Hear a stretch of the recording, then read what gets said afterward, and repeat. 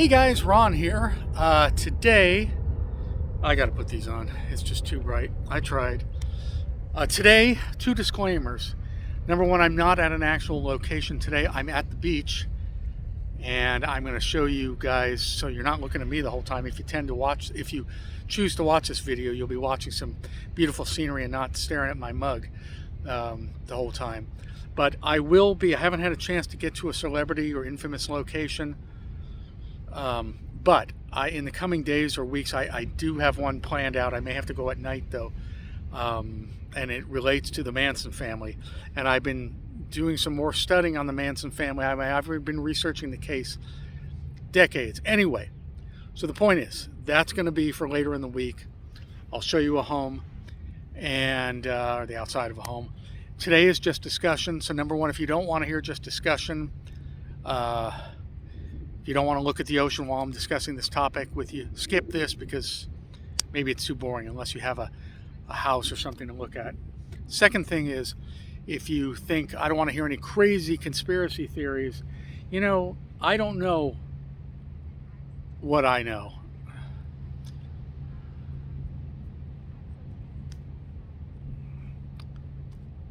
Am I still going? Sorry about that, folks. Looks like it, yeah. Had a phone call that I'm declining. I just know that if you're open to speculation, if you're open to conjecture, and if you're open to the possibility of what if, because this subject's been raised or this subject's been raised, then keep watching.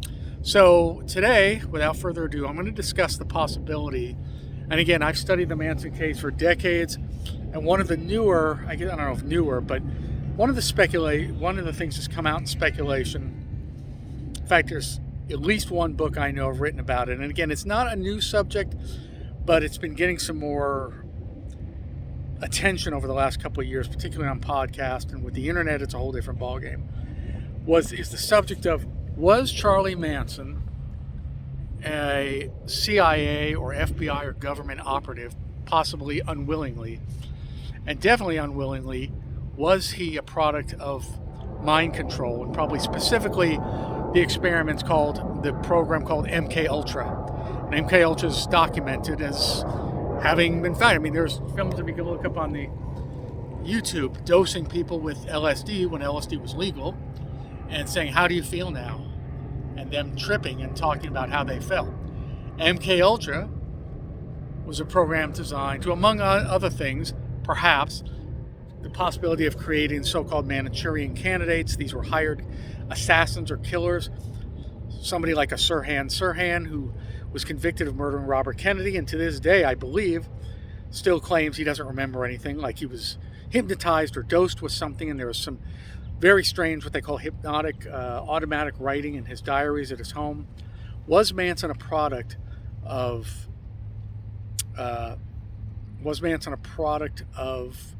these programs of which he was subject to mind control?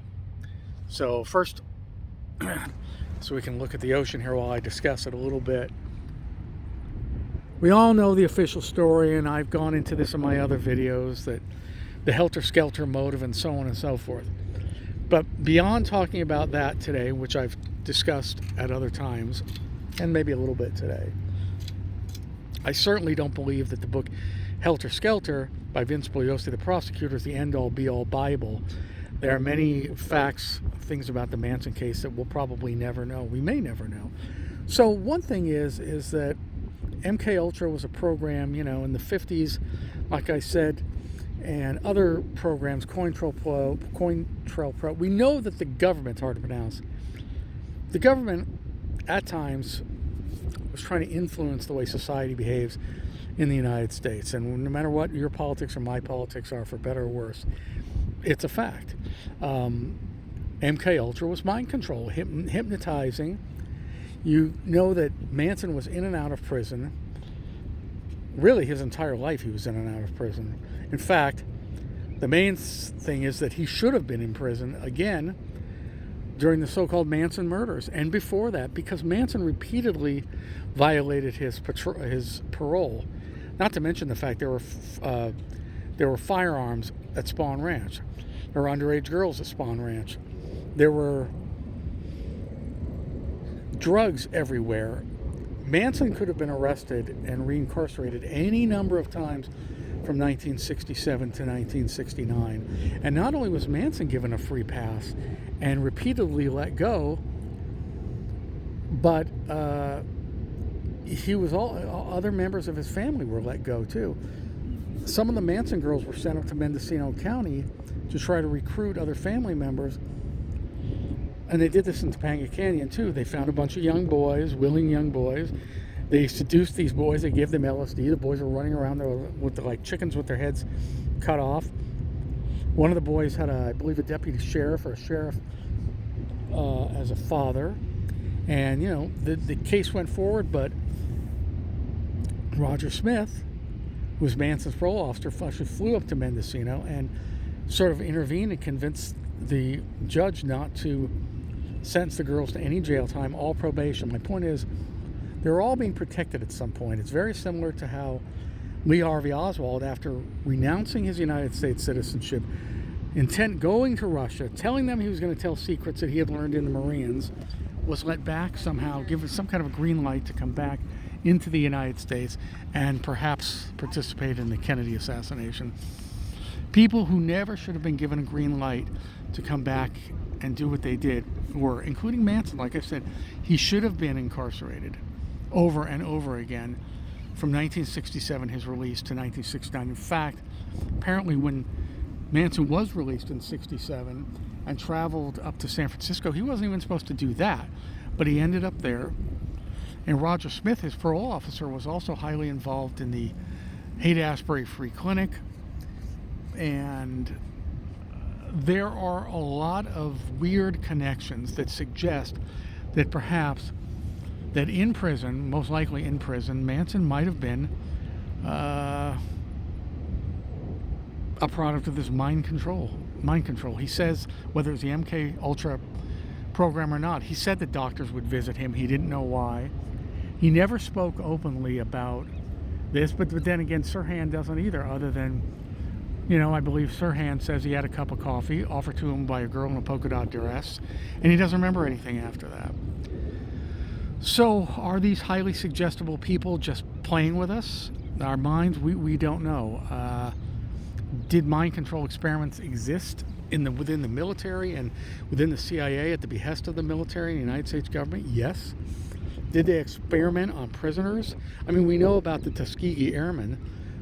So is it that far-fetched to think that prisoners, convicts in the United States in the 50s and into the 60s and perhaps beyond were experimented on with LSD? Like I said, LSD was legal then, and other mind-altering substances to see how they could be controlled, even if it wasn't for nefarious purposes. Let's say it was for good purposes. I don't know what those would be, but is it that far out of the realm? Do you trust the government enough that with all their experimentation, they never experimented on a single convict without their knowledge or approval? Kind of like the film, well, there was a French film. There was a film, Point of No Return was the American version in the early 90s, where government, a secret agency that's never named, goes in, takes convicts,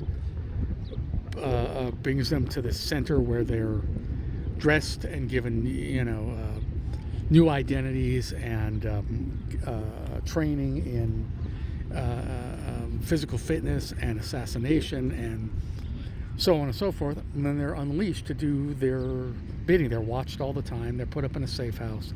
And when there's an assignment comes their way, they have to do it, or else they're either, I guess, killed or put back in prison. So that was a film. Is there some reality to that? We don't know. We don't know. Was Charles Manson a product of that? Was Sirhan a product of that? We don't know. All I'm saying is there are a lot about things about this case that just don't add up on the surface. So that's one thing I wanted to raise this, the question of.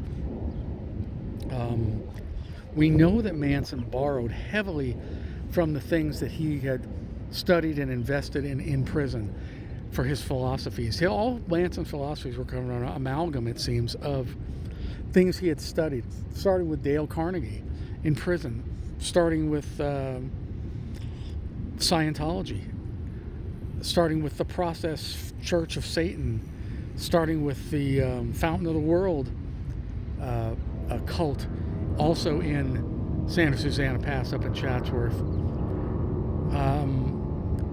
The things he learned from fellow inmates to become a pimp, in essence, and then when he got his so-called family, how to manipulate these young women, how to groom them and manipulate them. He really borrowed from a lot of these philosophies that he had studied before in prison. Manson was no dummy, and Manson also did not want to be caught red-handed or any other way committing murder. He always had the others do it for him.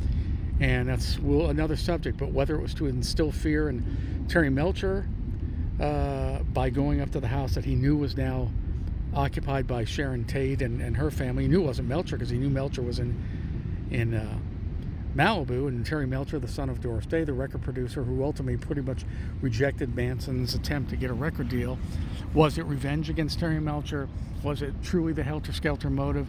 Was it fear of the Black Panthers, and so on and so forth? Again, I've discussed this in other vlogs, and we'll never know. But what I do know, I think it is possible, and again, is it a crazy conspiracy? Perhaps, but I think it is possible that Manson was in fact unwittingly exposed to some sorts of experiments. I don't know whether it was experiments or psychologists, psychiatrists on behalf of the government examining him, giving him suggestions. I don't know whether it's hypnosis or suggestive thoughts to turn into behaviors and then watching the outcome. I don't know. All I know is everybody thinks, and there's a lot of redactions in the probation reports. I think it's universally known if you study it that it's very strange that Manson was let out of prison, was never in prison again until 1916, at first 67 to 69, because he was violating his parole up and down and all over the place. And even though Roger Smith, his parole officer, met with him, he was always given a free pass. And at some point, I believe in 1968, Smith said he stepped away from being his parole officer. But even that was kind of shrouded in a little bit in mystery why that happened. So, not to impugn the memory of Roger Smith or what he did at the Haight-Ashbury Free Clinic, which was another weird place, which is another strange place, which undoubtedly the Manson family visited in 1967 to treat their sexually transmitted diseases, pregnancies.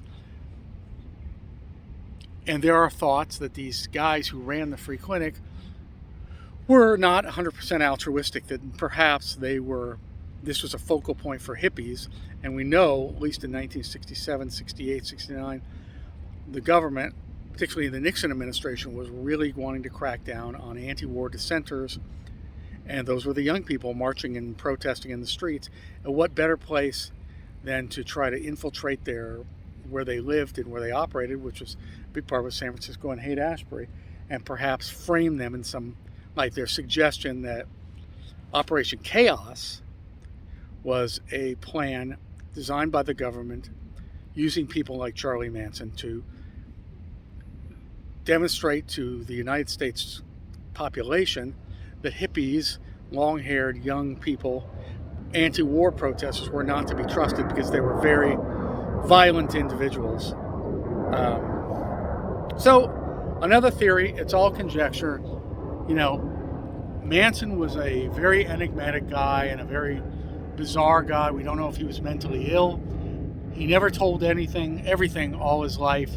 And by the people who knew him said all the infamous and famous interviews he did, and I've watched most of them, Diane Sawyer, Geraldo, Tom Snyder in 81, one of the first, that he was just playing. He was just messing with them. If you watch them, just telling them what they wanted to hear, acting a fool, acting scary, and keyword is acting, grimacing, making faces. I think Charlie Manson was a very smart guy, although a very twisted guy, and I don't think he ever told all. And if he was influenced by government agencies, or if he was used as a hitman by the mob, which is another theory, we'll never know. But I guess the question remains, and anxious to see your comments. Do you think it's possible that Manson at any time was approached by the government, whether it be mind control, trying to make him a product of mind control? There's a famous story of the CIA agent who was dosed with LSD and jumped out the window. His family finally got closure on that after, the cover-up, that he jumped out the window. He didn't know what was wrong with him. Was it possible that Manson was a product of these type of experiments, or was it a product, or was, in fact, beyond all the other weird things he was, the fact that he kept getting out of prison, let's just say the fact that after 1967, his last release from prison, that over the next 2 years, with all his numerous parole violations, that he didn't go back to prison until the Tate LaBianca murders. Actually, he was arrested for earth-moving arson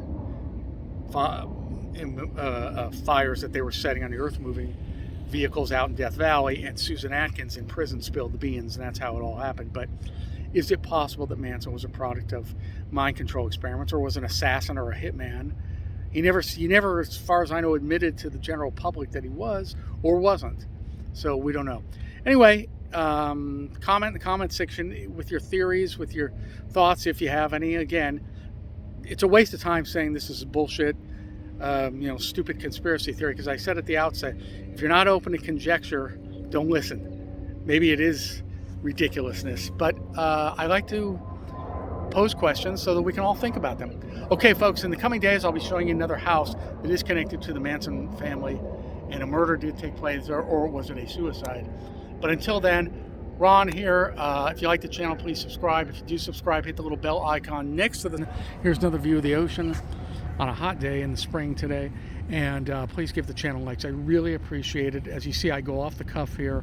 These are just my sometimes rambling thoughts, but I put a lot of work into it because I'm passionate about it, and because I want to reach you, the global community, so we can have some thoughts, maybe a discussion about it. Okay, folks, I'll see you at the next location. Thanks. Bye-bye.